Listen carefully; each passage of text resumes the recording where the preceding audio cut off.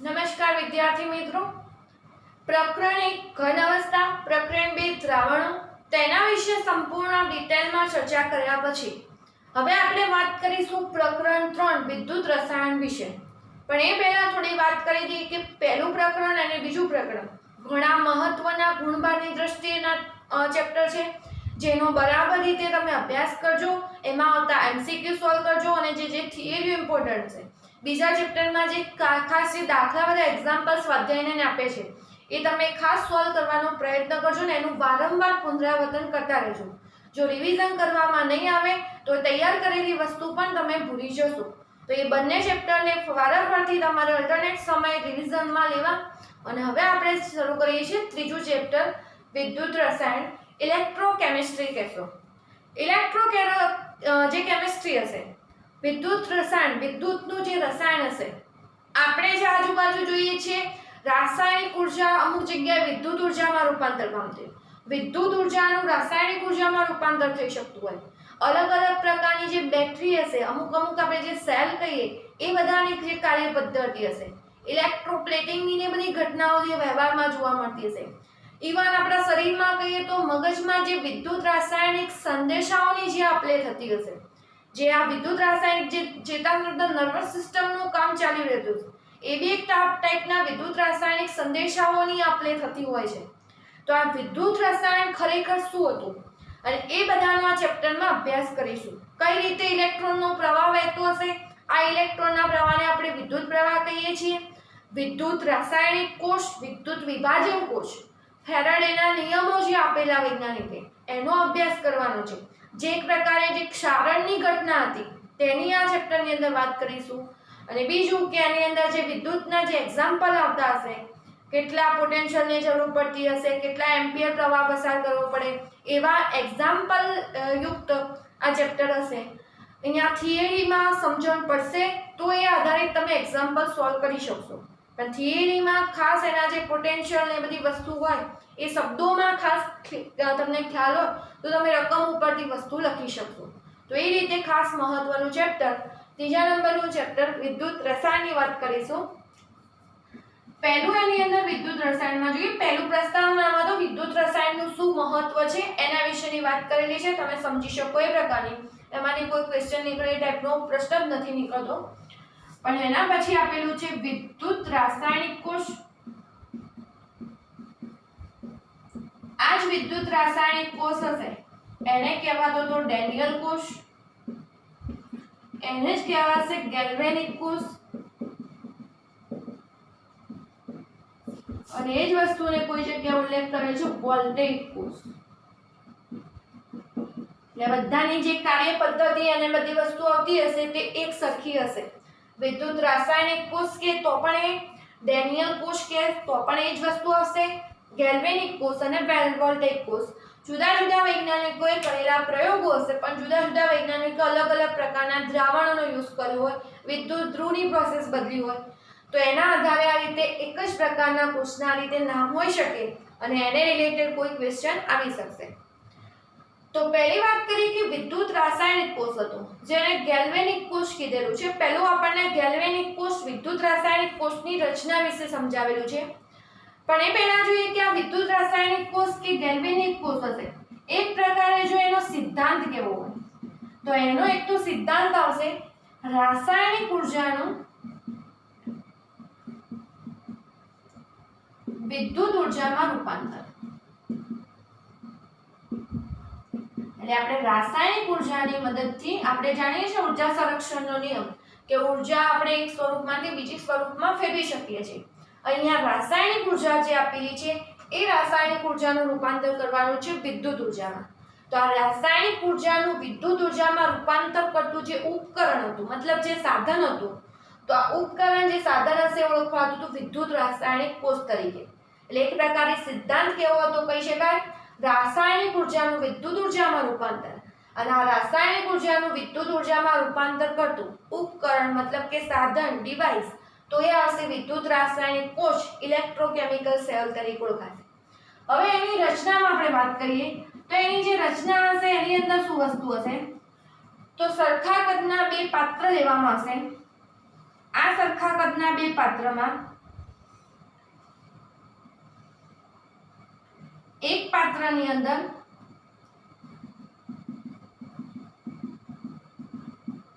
ZnSO4 નું દ્રાવણ, બીજા પાત્રની અંદર કોપર સલ્ફેટ નું દ્રાવણ ભરવામાં આવ્યું. સરખા કદના બે પાત્ર લીધા, એક પાત્રની અંદર ZnSO4 નું દ્રાવણ, બીજા પાત્રની અંદર કોપર સલ્ફેટ નું દ્રાવણ ભર્યું. ZnSO4 નું પાત્ર ભરેલું હતું એની અંદર ઝીંક ધાતુની પટ્ટી એને ડુબાડવામાં આવતી હતી અને અડધી બહાર રહે અને અડધી ભરાયેલી રહે એ રીતે અહીંયા Zn ધાતુની પટ્ટી દેવામાં આવશે. અને જે કોપર સલ્ફેટનું દ્રાવણ હતું આ કોપર સલ્ફેટના દ્રાવણની અંદર કોપર ધાતુની પટ્ટી ડુબાડવામાં આવતી એટલે Cu ધાતુની પટ્ટી, કોપર ધાતુની પટ્ટી.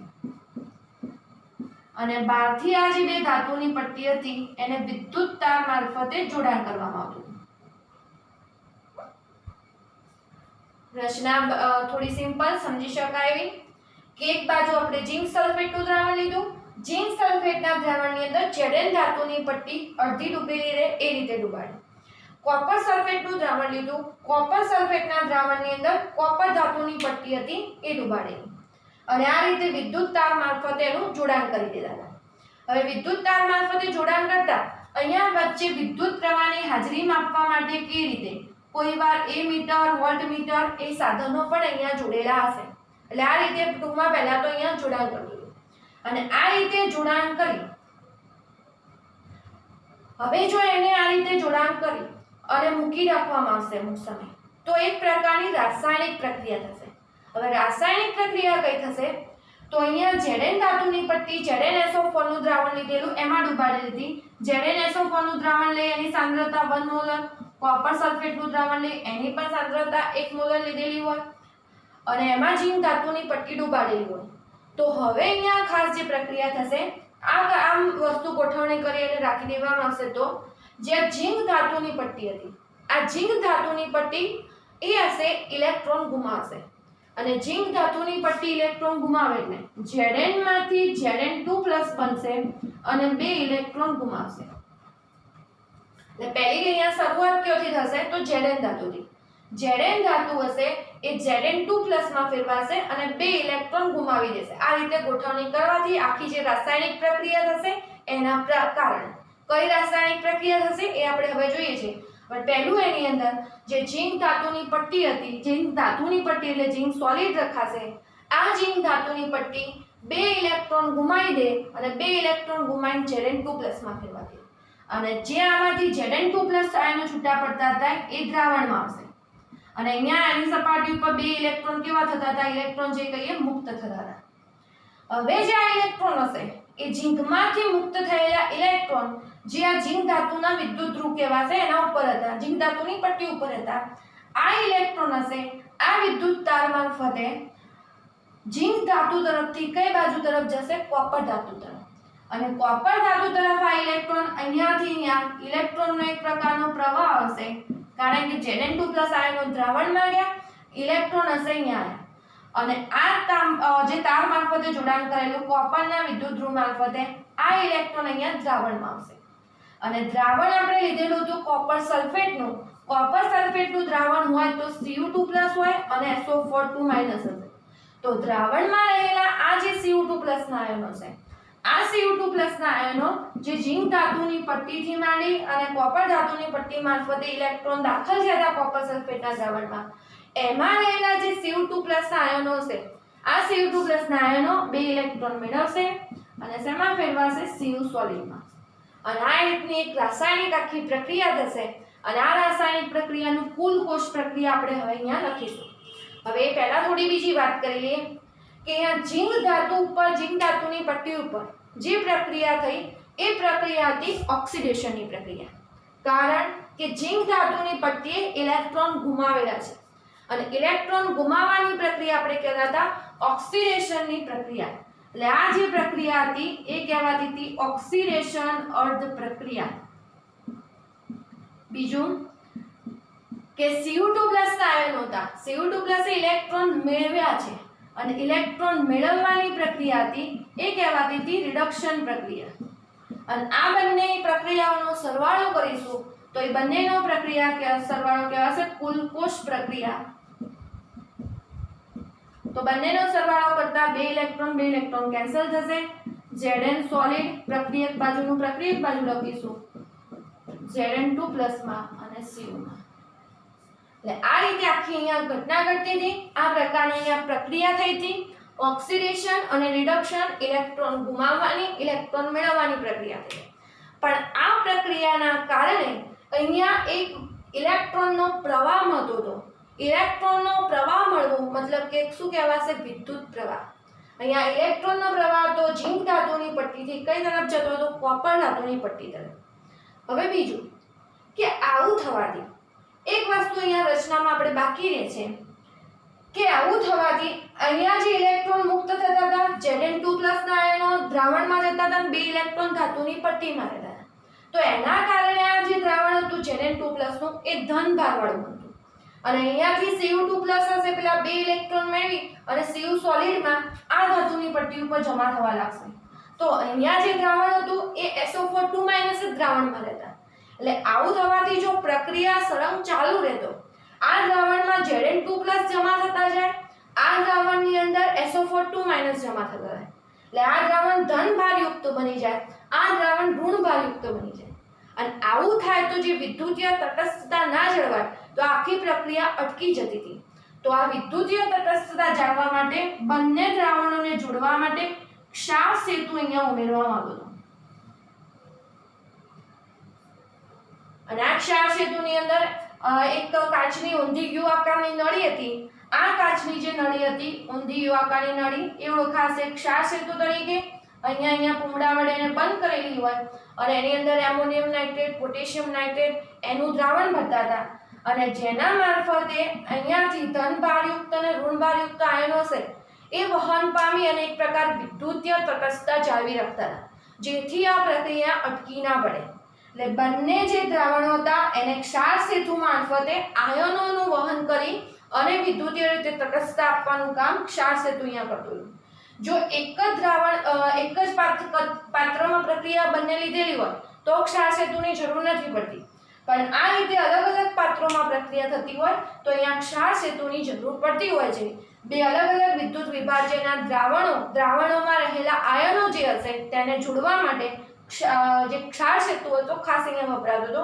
એ ક્ષાર સેતુનું જો કાર્ય પૂછાય તો ક્ષાર સેતુનું કાર્ય છે આયનોનું વહન કરી અને જે બંને અલગ અલગ પાત્રો લીધેલા હતા એની અંદર વિદ્યુતીય તટસ્થતા જાળવવાનું કામ કરતો હતો ક્ષાર સેતુ. તો આ થઈ ગઈ રચના આપણે વિદ્યુત રાસાયણિક કોષની. હવે એની અંદર વાત કરી કે દરેક વસ્તુને શું કહેવી આપણે જે વિદ્યુત રાસાયણિક, પહેલા તો પ્રક્રિયા દરેકના મગજમાં આટલી ક્લિયર આવી જવી જોઈએ કે આપણે ZnSO4 નું દ્રાવણ લીધેલું, એમાં ઝીંક ધાતુની પટ્ટી ડુબાડી હતી. કોપર સલ્ફેટનું દ્રાવણ લીધું તો એમાં કોપર ધાતુની પટ્ટી ડુબાડી લીધી. અમુક સમય રાખી મૂકતા જે રાસાયણિક પ્રક્રિયા થશે Zn માંથી બે ઇલેક્ટ્રોન છૂટા પડશે અને Zn2+ બનશે. Zn2+ આયનોમાં જશે, આ ઇલેક્ટ્રોન મુક્ત થયેલા હશે એ આ તાર મારફતે અહીંયાથી આ કોપર ધાતુની પટ્ટીમાં આવશે. કોપર ધાતુની પટ્ટીમાંથી ઇલેક્ટ્રોન કયો આવવાના? આ દ્રાવણ. આ દ્રાવણમાં Cu2+ ને SO4 2- પહેલેથી હાજર હતા કોપર સલ્ફેટનું. તો આ Cu2+ હશે, બે ઇલેક્ટ્રોન મેળવશે, બે ઇલેક્ટ્રોન મેળવીને Cu સોલિડમાં જમા થાય. પણ આવું આખી જે પ્રક્રિયા થઈ એમાં ઇલેક્ટ્રોનનો પ્રવાહ વહેતો હતો. આ ઇલેક્ટ્રોનનો પ્રવાહ એટલે કે એક ટાઈપનો વિદ્યુત પ્રવાહ હતો. અને આ વિદ્યુત પ્રવાહ હતો એની હાજરી આપણે એમીટર અહીંયા હોય, વોલ્ટમીટર હોય એવા સાધનોની મદદથી માપી શકતા હતા. બીજું કે આવું થતું તો એ દ્રાવણમાં Zn2+ આયનો વધુ જમા થઈ જતા, અહીંયા SO4 2- આયન થતા. એટલે એક દ્રાવણ ઋણ ભારવાળું એક ધન ભારવાળું બને અને એના કારણે વિદ્યુતીય તટસ્થતા ના જળવાય તો પ્રક્રિયા અટકી જાય એવી સ્થિતિ આવતી હતી. પરંતુ ક્ષાર સેતુનું જોડાણ કરી અને આ રીતે વિદ્યુતીય તટસ્થતા જાળવી રાખવામાં આવતી. જે પ્રક્રિયા થઈ ઇલેક્ટ્રોન ગુમાવવાની પ્રક્રિયા ઓક્સિડેશન પ્રક્રિયા, ઇલેક્ટ્રોન મેળવવાની જે પ્રક્રિયા થઈ રિડક્શન પ્રક્રિયા. હવે આની અંદર ZnSO4 નું દ્રાવણ ને ઝીંક ધાતુની પટ્ટી જે આ એક અર્ધુ ગોઠવણી છે એને કહેવાશે અર્ધકોષ તરીકે. અહીંયા બી કોપર સલ્ફેટની પટ્ટી અને કોપરની ધાતુની પટ્ટી જે ડૂબાડેલી હતી એ પણ ઓળખાશે અર્ધકોષ. અને બંને અર્ધકોષ જોડાઈને વિદ્યુત રાસાયણિક કોષની રચના. એમાં ડૂબાડેલી જે ધાતુની પટ્ટી હતી વિદ્યુત વિભાજ્યના દ્રાવણ હતા ZnSO4 અને કોપર સલ્ફેટ જે ધાતુની પટ્ટી લીધી હતી એ જ ધાતુના આપણે દ્રાવણો લીધા હતા વિદ્યુત વિભાજન. તો આ જે ધાતુની પટ્ટી હતી આ ધાતુની પટ્ટી ઓળખાતી હતી વિદ્યુત ધ્રુવ તરીકે જે આપણે દ્રાવણમાં ડૂબાડેલી હતી. એટલે આ જે પાત્ર જે લીધેલું પાત્રમાં દ્રાવણ લીધેલું ને આ પટ્ટી ડૂબાડેલી એ આખી રચના ઓળખાય અર્ધકોષ તરીકે. એમાં ડૂબાડેલી ધાતુની પટ્ટીને ઓળખતા હતા આપણે વિદ્યુત ધ્રુવ તરીકે. પછીની વાત આવે એની અંદર જે વિદ્યુત ધ્રુવ પર ઓક્સિડેશન પ્રક્રિયા થઈ એ ઓળખાશે, મતલબ કે આ વિદ્યુત ધ્રુવ ઓળખાશે એનોડ તરીકે. અને ઓક્સિડેશન પ્રક્રિયા થવાને કારણે અહીંયા ઇલેક્ટ્રોન મુક્ત થતા હતા, મતલબ કે કયો ઋણ બનતો તો ઋણ ધ્રુવ બનતો. અને બીજું જેના ઉપર રિડક્શન પ્રક્રિયા થશે, કોપરના વિદ્યુત ધ્રુવ પર રિડક્શન પ્રક્રિયા હતી તો એ કેવો કહેવાતો તો કેથોડ વિદ્યુત ધ્રુવ. અને અહીંયા કેવો વીજભાર આવતો તો ધન વીજભાર હતો કારણ કે ઇલેક્ટ્રોન તો અહીંયાથી મુક્ત થયેલા, તો આ કેવો કહેવાશે પ્લસ.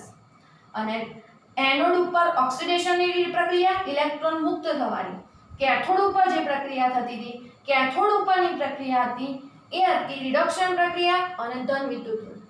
અહીંયા જે કહીએ ઇલેક્ટ્રોનનો પ્રવાહ એનોડથી કેથોડ તરફ ગયો, પણ જો વિદ્યુત પ્રવાહ પૂછાય તો વિદ્યુત પ્રવાહ કેવો હોય, ઇલેક્ટ્રોનના પ્રવાહથી વિદ્યુત પ્રવાહની દિશા વિપરીત હોય. એટલે વિદ્યુત પ્રવાહ પ્લસ થી માઇનસ કહેવાશે, પણ ઇલેક્ટ્રોનનો પ્રવાહ હશે કેવો કહેવાશે માઇનસ થી પ્લસ. હવે બીજું, જો આખી આ ગોઠવણી આપણે પ્રમાણિત સ્થિતિમાં લીધેલી. પ્રમાણિત સ્થિતિ એટલે 298 કેલ્વિન તાપમાન, 1 બાર દબાણ જે કહેતા હતા, જે દ્રાવણો લીધેલા એ 1 મોલર લીધેલા હોય તો આ જે પ્રમાણિત જે દ્રાવણો લીધા તો એવો વિદ્યુત રાસાયણિક કોષ કેવો કહેવાશે પ્રમાણિત વિદ્યુત રાસાયણિક કોષ. એટલે આ રીતે એની અંદર બી પ્રક્રિયા થતી હતી. બીજું વાત હવે અહીંયા કરે એટલે તો પ્રમાણિત વિદ્યુત અહીંયા જે ઇલેક્ટ્રોન મુક્ત થવાની જે ઘટના હતી, ઇલેક્ટ્રોન સ્વીકારવાની જે ઘટના હશે, ઓક્સિડેશન રિડક્શન જે થતું હશે, તો એક પ્રકારનો અહીંયા ઇલેક્ટ્રોનનો જે તફાવત હતો એ કહેવાતો તો એનો પોટેન્શિયલ, વિદ્યુત ધ્રુવ પોટેન્શિયલ, જેની આપણે હજી આગળ વાત કરીશું થોડી ડિટેલમાં. પણ આ એની રચના વાત કરી એની કાર્ય પદ્ધતિની, અને જે વચ્ચે આપણે બધી રચનાઓ જે જોઈ લીધી એ પુસ્તકમાંથી તમારે પહેલા તો આ વિદ્યુત રાસાયણિક કોષ વિશે ડિટેલમાં વાંચી લેવાનું, કઈ રીતે પ્રક્રિયા થતી હતી, શું એની અંદર ફેરફાર થતા હતા એ. અને એના પછી હજી આપણે બહારથી બાહ્ય દબાણ લાગુ પાડીશું, એક્સટર્નલ જે દબાણ હતું એના કરતાં વધારે દબાણ, તો એ વિશેની વાત હવે પછીના લેક્ચરમાં કરીશું. પણ આ આકૃતિને મગજમાં રાખી અને પાઠ્યપુસ્તકમાં જે ગેલ્વેનિક કોષની વિદ્યુત રાસાયણિક કોષની વાત કરેલી છે તે થોડી સમજવાનો પ્રયત્ન કરવાનો. હજી એમાંથી જે મુદ્દા બાકી છે એ હવે પછીના લેક્ચરમાં આપણે લઈશું.